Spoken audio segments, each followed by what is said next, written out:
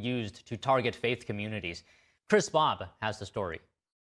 At the International Religious Freedom Summit in Washington, D.C., speakers highlighted how surveillance systems, artificial intelligence, and online propaganda are being increasingly used to facilitate religious persecution. The persecution of Falun Gong has really spanned the rise of technology in China to persecute people. Primarily Golden Shield, the Great Firewall, Skynet, these mechanisms for censoring, for surveilling, for correlating with databases of the identification cards and using actual cameras and these types of technologies to identify where people are, pick them up, detain them, which eventually, of course, in Falun Gong's case, leads to torture and so forth. As you probably all know, have seen the Shenyun posters that was started by Falun Gong practitioners to show the true culture of China, show the tyranny of the CCP on the world stage. On platform X last year, they found that one of these articles going after Shenyun was the most shared article of all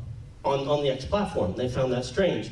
X investigated and found that this was happening because thousands of China-linked fake accounts were the ones sharing this article.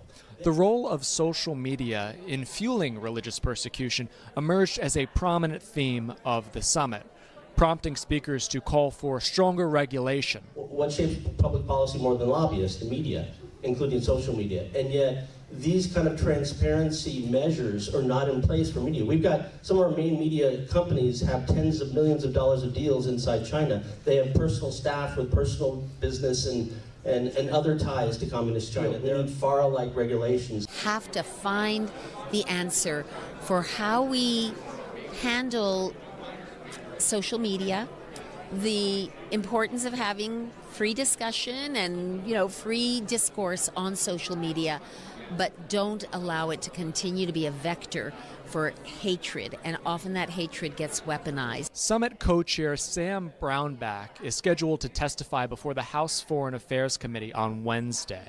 Brownback told me that he plans to warn lawmakers that authoritarian regimes see religious freedom as a direct threat to their hold on power. I'm going to point out that there is an axis of evil that is organized and action-oriented of China, Russia, Iran, North Korea, and a number of other countries that are diametrically opposed to religious freedom. And we need to, and yet they fear religious freedom more than they fear our aircraft carriers or nuclear weapons. Because if there's religious freedom in China, the Chinese Communist Party could lose control. Reporting from Washington, D.C., Chris Bob, NTD News. The Senate is taking up alleged Somali fraud schemes. A subcommittee